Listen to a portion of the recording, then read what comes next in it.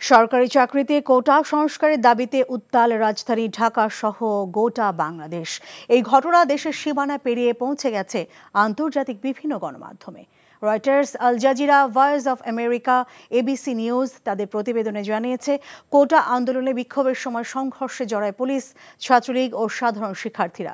চাকরিতে কোটা সংস্কার আন্দোলনে আহত শত শত শিক্ষার্থী। প্রতিবেদনে আরও বলা হয়, প্রধান বিরোধী দলের বয়কটের পর জানুয়ারিতে জাতীয় নির্বাচনে টানা চতুর্থ মেয়াদে জয়ী হওয়ার পর প্রধানমন্ত্রী শেখ হাসিনার সরকার এই প্রথম উল্লেখযোগ্য বিক্ষোভের সম্মুখীন হয়েছেন। প্রতিবাদী আন্দোলনে রক্ত ঝরছে।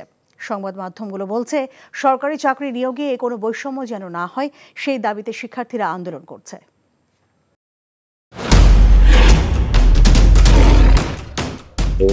চেয়ারম্যান চাপলে কি হয় জানোস না?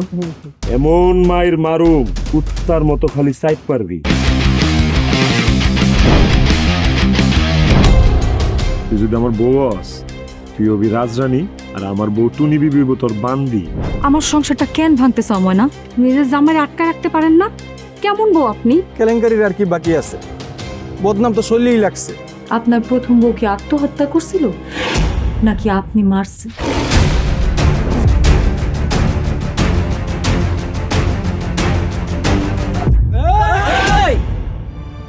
ময়না তো পালাইতে চায় না। ওরে পালাইতে হইবই।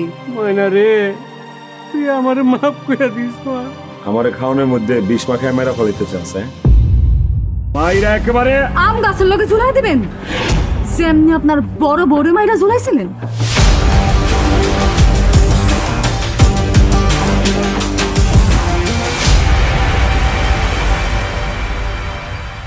এখন জন্ম সনদ দিয়ে খোলো বিকাশ স্টুডেন্ট অ্যাকাউন্ট। নিজের বিকাশ নিজে কর।